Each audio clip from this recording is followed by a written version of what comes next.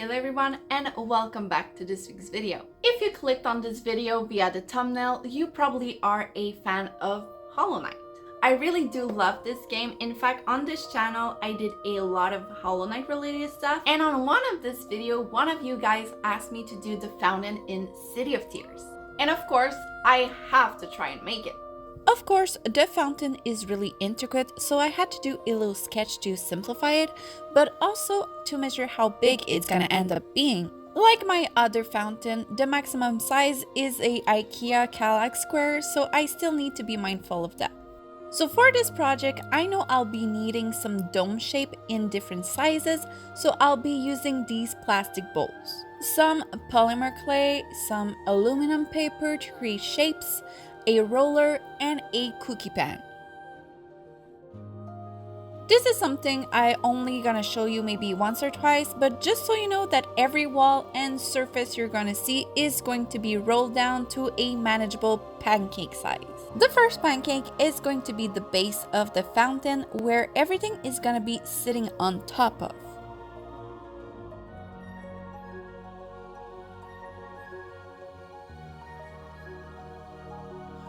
I then wanted to start creating the walls of the base, so really everything you see before the bug's corpse. To make sure the walls are all the same thickness all around, I created this contraption with two X-Acto, so I would be sure it's the same height all around.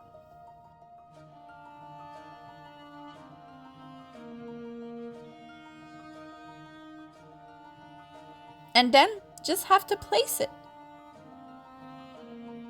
I then did the exact same thing to create the slope part at the base and created the definition for all the rocks. The last trend I created was to make these little bricks to go on top of all of that. I thought it would be cool to place them one by one, and it also helped me create the worn effect by not placing it perfectly. This fountain has been there for who knows how long, but I really do feel like it's way too well kept, so I had to age it in a way. Like, the close-up is kind of worn, but like far away, it doesn't look like it. Next part of this video, I had to do a lot of firing off camera because it's time for the corpse. I of course had to do some bigger, some smaller to sell the illusion, but let's start rolling this production.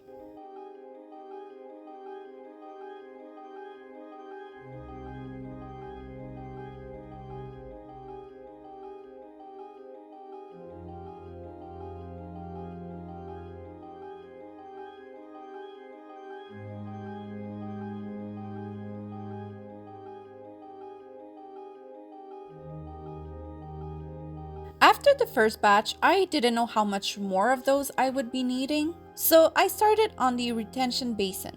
I wanted this to be maybe a little higher to cover more of the motor than the original. This base is where the motor will hide, and as you can see, the holes are way bigger than the cracks I did on my last one. Because I did had some problem with the last one that sometimes the water would just not flow into the machine fast enough. And I did not want this to happen again, so I made sure to have enough space to hide everything well enough. So this way, I'm sure water will be pouring in. After I fired the base for the last time, I could finally start to place all the corpse I've made to see how much more I need to do. This takes a little bit of time, but it is so satisfying.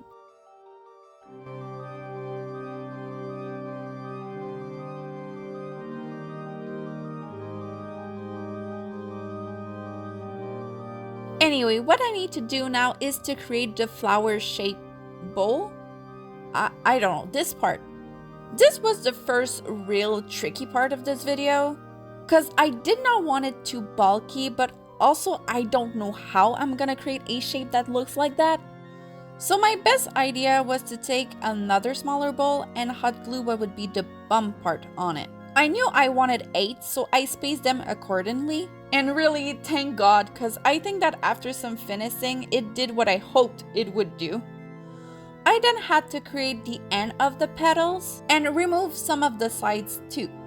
I didn't want to remove too much, and for once, I was not trying to be cheap. You'll see why in a second. Though I'll be finishing it off camera, I also did this second base at the same time while I was firing some other corpse. At the same time, for this firing, I thought it would be a good time to add some leaf. This was also something I knew would take a couple of bakes to have enough, and I also wanted to place them on top of the bowl to give them this organic droppiness, which was taking way more space than I thought. Now that this bake is done, I kinda had to start with the leaf. Again, so I know how much I will need. But also to be able to visualize the real size of my basin. See, the water is supposed to drop in between the petals. And yeah, after the firing, I did realize that the flower was maybe a little bit too big or high or something. But the shape is good enough, so I just roll with it. But I still want the water to flow in correctly.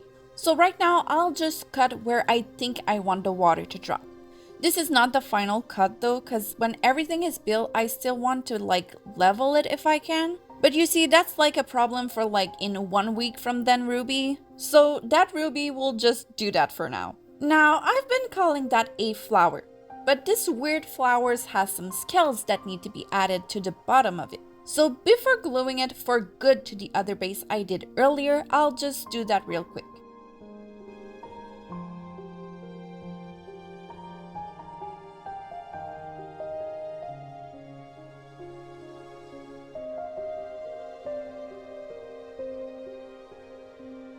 Now that that was done, I could now add some smaller corpse I've been doing in the background, as again, this will now have more firing done to it.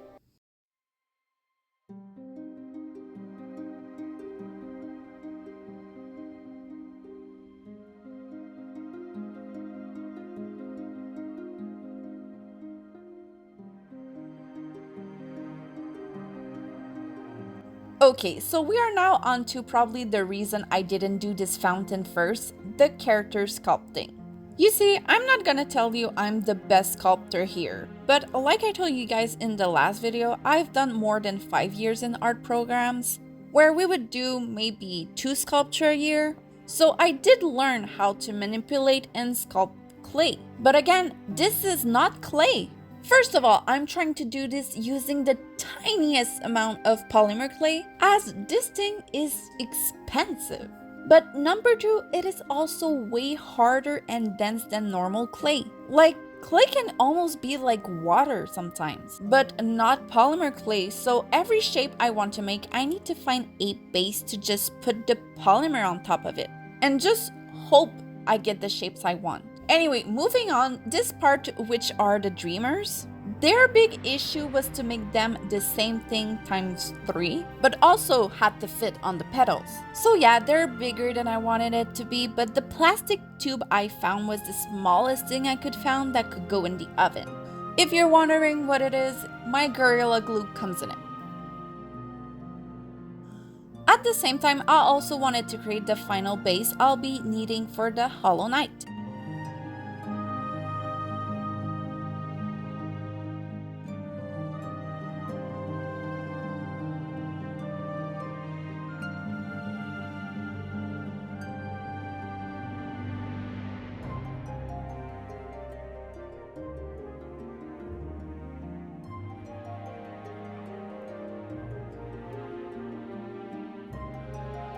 And I can finally start sealing everything in place. Yes, I know I'm not 100% done, but I'm really scared of the next part, so please let me do something funnier. So with this deep blue I've created in my mud patch, I'll start sealing everything. Some stuff were falling on the side since the start of the video, so I really wanted to secure it, but I also wanted to fill in the holes in between the corpse. See, I did want this to look seamless, and I could not cut the shape to fit perfectly like a Lego on top of another Lego. So I could not avoid gaps, and the other base with the corpse is going to be partially submerged, and I don't want the water to seep in through the cracks and break it from the inside. Yes, I know I'll be using epoxy to make it water resistant, but to put more chance on my side, I'll be using the less expensive stuff to fill in the gaps first. I did leave the leaves of the dreamer unpainted, just to make sure that when I glue it, it sticks clay on glue on clay, and not clay on Mod Podge on glue on Mod Podge on clay. Do you get it? And while having the hot glue gun out, I also added the fabric details onto the dreamers. Speaking of the dreamers, I still haven't made their mask. I know I just said something about clay glue, Mod Podge and whatever, but this part is not structural, so I don't really care about it. But back to the mask, for the one that already played the game, you know that originally the 3 dreamers had the same mask. But along the way, they changed their mind and did the 3 different masks we see on the black egg. From the fountain, you can only see one mask, and it's the mask that was supposed to be repeated. So I actually do not know if the fountain is made with the same mask or different ones. But just so it's cooler, I'm gonna do the mask from the black egg temple. So first one is Lurian.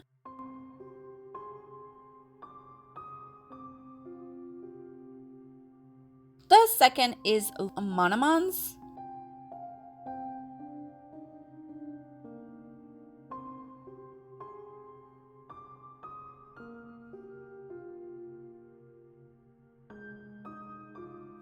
And the last one was Hera's because it was so hard to do.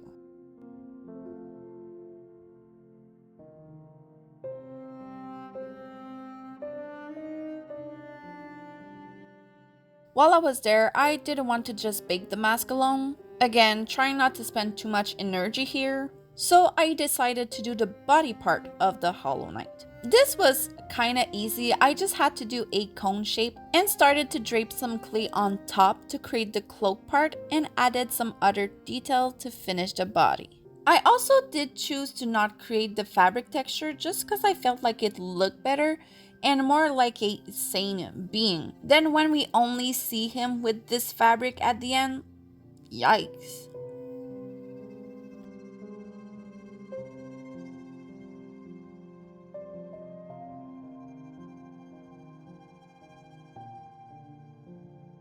So after a quick bake, I can now glue the mask on. Again, there's no particular order of them, we just know that Monomon is the one in the middle. And we can now seal it all in as good as I can make it. I also added some type of paper to add to their base because they looked like they were floating and about to fall off. And I didn't like that, so I play with those petals a little too off camera and can again just seal it all in with my mix. Back to the knight. Now that his body is done and sturdy, we can now start working on his head.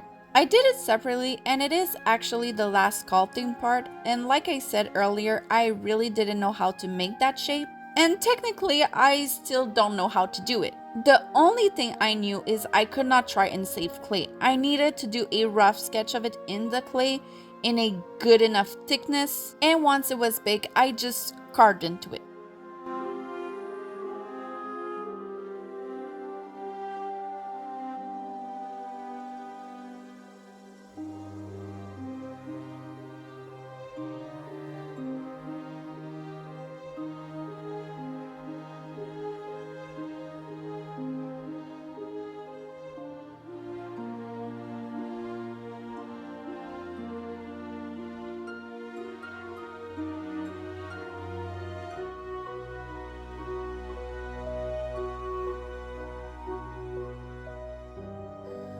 Now that I added all the details and sanded it as good as it could get, I could finally glue him in place and seal him.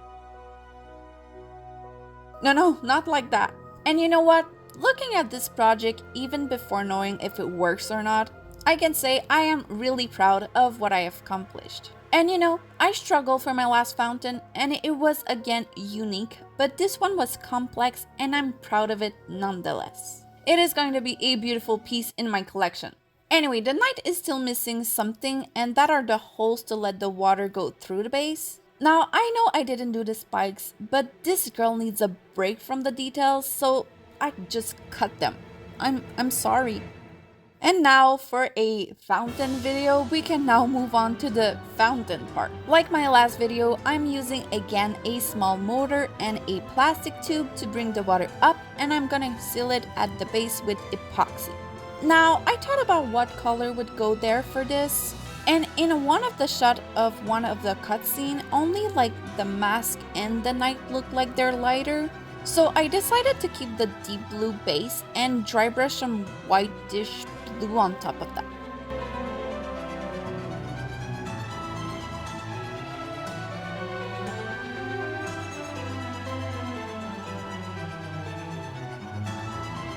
Now onto the leveling part. Okay, so the whole point of this video is to make the water drip through these holes. I really didn't know how to do that, and I'm done with this video while recording this, and I can tell you this didn't do the job, but this was and is the best solution my mind came up with. It also doesn't work like I wanted because I think the motor is maybe not strong enough, but I really want the water to drip, so I tried anyway. Okay, so finally, last part, epoxy. Again, like the last fountain, I will only show you a glimpse because my UV lamp is extra. But again, after so much fun and new experiences added to my art cards, I can finally show you the final shots.